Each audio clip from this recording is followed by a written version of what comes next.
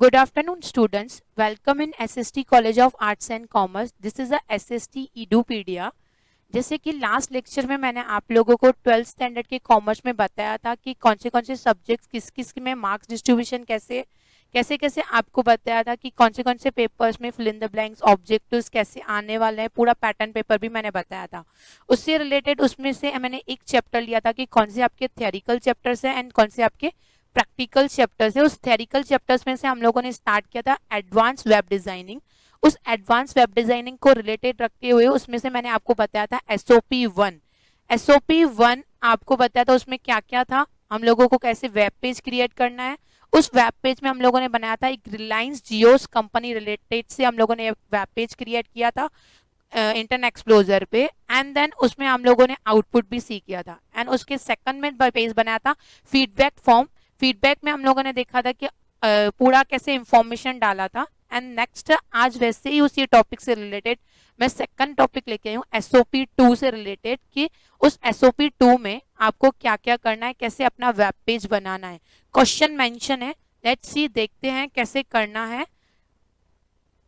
उसमें आपका second topic है जैसे कि सेकंड SOPs है जिसमें आपको सेक्टर यूज होता है। सेक्टर्स आपके 4 टाइप्स के सेक्टर्स हैं। फर्स्ट विल बी आपका सेक्टर्स है ID sectors and second you are the CSS sectors, class sectors. ID sectors में आप लोगों को जो कैरेक्टर पीरियड देना है वो हैश कैरेक्टर देना है। ID sector select in ID attributes of an HTML element to select a specific element।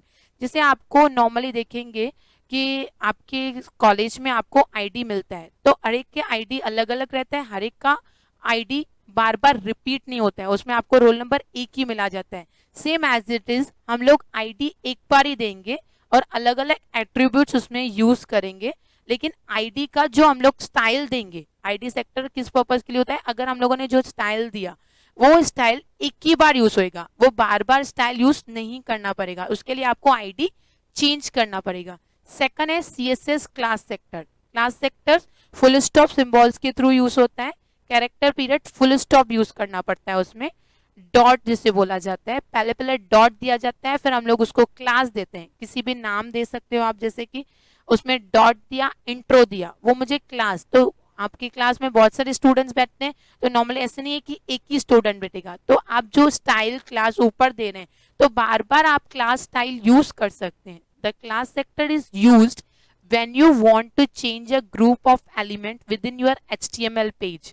आप उसको क्या कर सकते हैं, अलग अलग चेंजेस कर सकते हैं क्लास सेक्टर के थ्रू। जितनी बार आप क्लास सेक्टर देते जाते हैं, क्लास देते हैं जितनी बार, उतनी बार ही वो स्टाइल सब पे अप्लाई होता है। और आईडी सेक्टर और क्लास सेक्टर में डिफरेंट क्या है, आईडी सेक्टर सिर्फ एक ही बार यूज होता है लेकिन क्लास सेक्टर हम लोग बार बार यूज कर सकते हैं। आईडी सेक्टर्स की सिंबल किससे होती है, हैश कैरेक्टर से, एंड क्लास सेक्टर की सिंबल किससे होती है, फुल स्टॉप सिंबल से। उन दोनों में डिफरेंस क्या है, आईडी सेक्टर्स में हम लोग दे सकते हैं हैश किस पर्पज के लिए यूज होता है, आईडी बार बार रिपीट नहीं कर सकते हैं। एंड देन क्लास सेक्टर में हम लोग फुल स्टॉप यूज करते हैं, उसमें हम लोग क्लास सेक्टर बार बार रिपीट कर सकते हैं, बार बार हम लोग सेक्टर्स को यूज कर सकते हैं। जैसे नॉर्मली मैंने ऊपर एक कलर दिया, स्टाइल दी, फॉन्ट का साइज दिया, बॉर्डर दिया, बॉर्डर कलर दिया, तो उसमें हम लोग बार बार क्लास सेक्टर्स में हम लोग यूज कर सकते हैं। लेकिन आईडी सेक्टर में बार बार यूज नहीं कर सकते, आईडी सेक्टर वन टाइम ही यूज करना है। अगर आपको आईडी सेक्टर रिपीट करना है तो आपको न्यू आईडी क्रिएट करना पड़ेगा। एंड थर्ड सेक्टर आपका है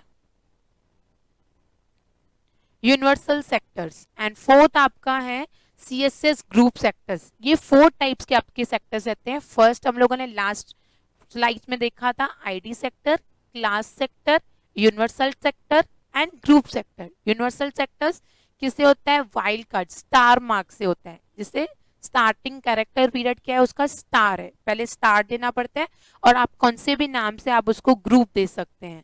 This universal sector is used the wildcard character select the all elements on the web page। मतलब एक बार ही मैंने सिर्फ राइटिंग कलर साइज दिया, उसको बार बार मैं यूज नहीं कर सकती हूँ। एक ही बार ऊपर दे दिया colour size, font, border colour, जो भी मैंने एलिमेंट्स या एट्रीब्यूट्स दे दिए उसको बार बार मुझे रिपीट करने की जरूरत नहीं पड़ेगी। जो भी मैं नीचे लिखूंगी, सपोज पैराग्राफ स्टाइल में लिख रही हूँ, हेडिंग स्टाइल में लिख रही हूँ, बोल्ड स्टाइल में लिख रही हूँ, इटैलिक स्टाइल में लिख रही हूँ, वो सब पे फॉलो होगा स्टाइल।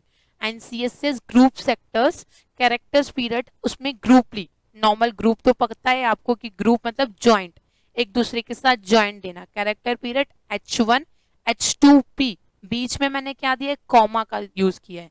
तो फर्स्ट आपका आईडी सेक्टर था, हम लोगों ने उसमें क्या यूज किया था, हैश। एंड क्लास सेक्टर में हम लोगों ने क्या यूज किया था, full stop. And universal sector में क्या यूज किया, star mark. And group sector में मैंने क्या यूज किया है, कॉमा। कॉमा के through the grouping sector is use to select the all elements with the same style definition, मतलब ये भी सेम एक ही साथ, सपोज H1 ऊपर H2 ऑन पैराग्राफ, ऊपर जो मैंने ग्रुप सेक्टर सिलेक्ट किया है वैसे ही जो स्टाइल दिया है वो नीचे भी फॉलो सेम करेगा। 4 सेक्टर्स आई थिंक सो आपको समझ में आ गए होंगे किस किस पर्पस के लिए यूज होता है। इन चारों सेक्टर्स को रिलेटेड उसमें आपका एक SOP2 है। SOP2 कौन सा है आपका, जिसमें हम लोगों को एडवांस वेब डिजाइन में SOP1 किया था, स्किल ओरिएंटेड प्रैक्टिकल, उससे आईटी सेक्टर से रिलेटेड आपका SOP2 है।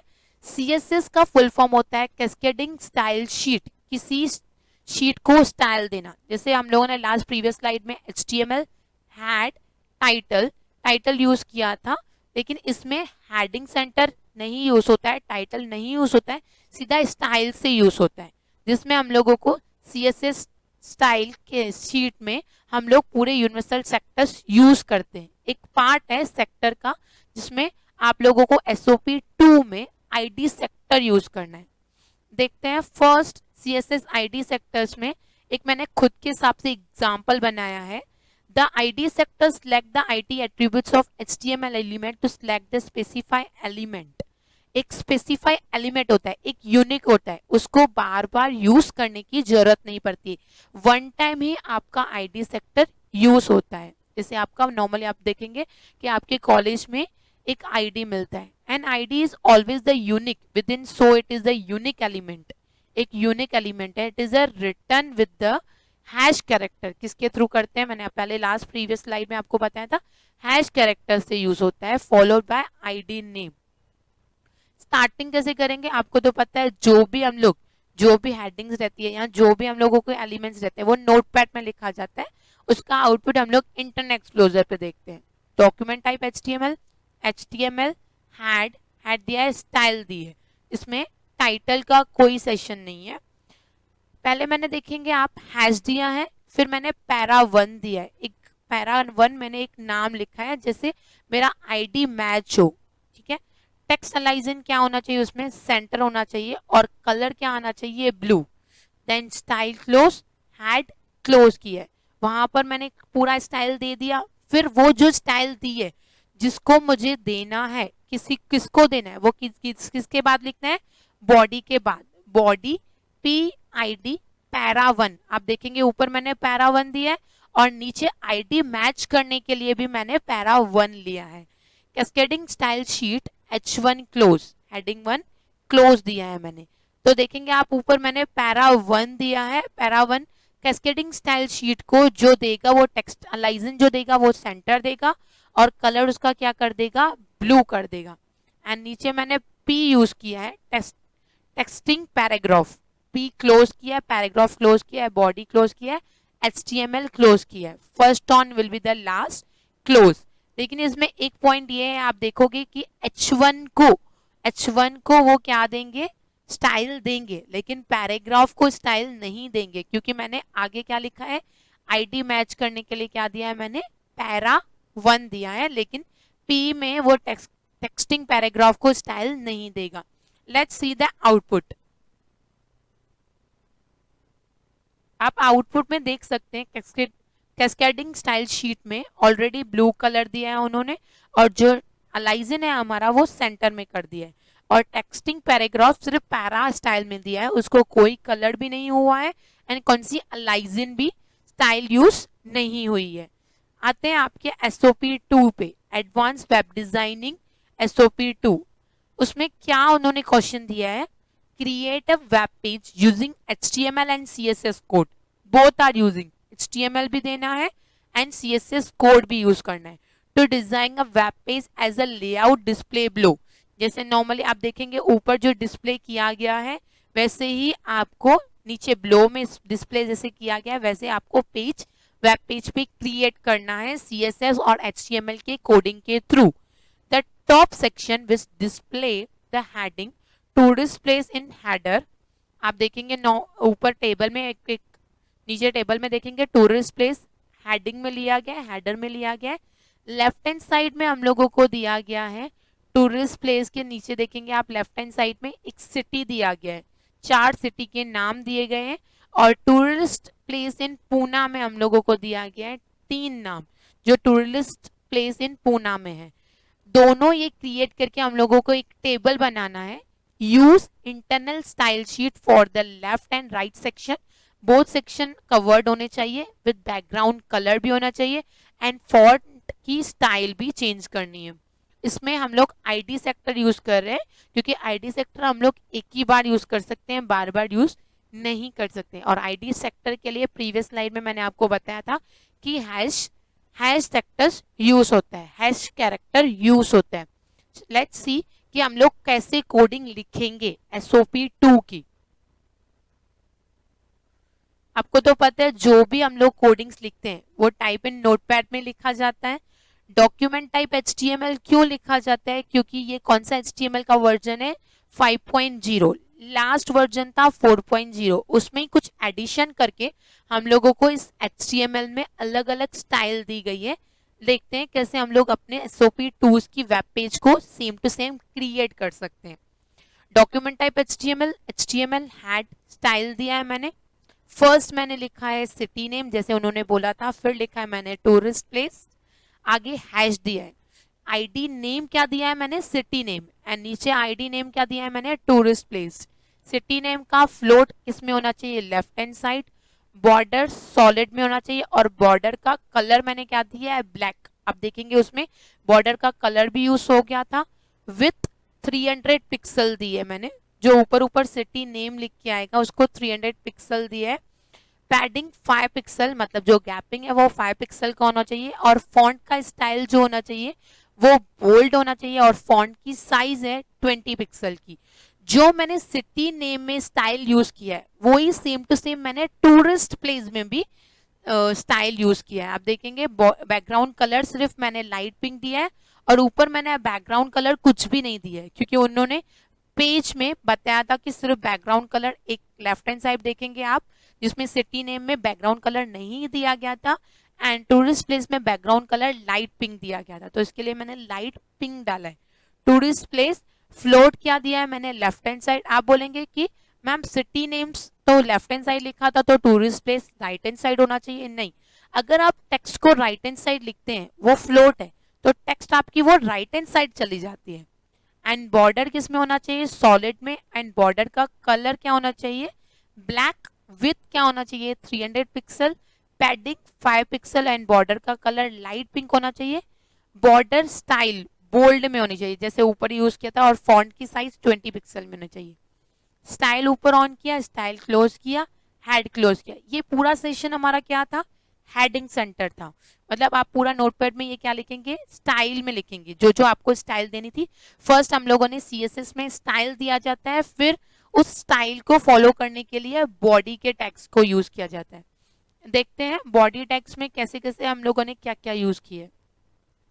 जब भी फर्स्ट आपका टेबल था उसमें आप लोगों को एक ऊपर क्या था सिटी नेम्स था। सिटी नेम्स के बाद ही आपको 2 कॉलम्स में डिवाइड करना था। फर्स्ट आपका रो था फिर आपको 2 कॉलम में डिवाइड करना था।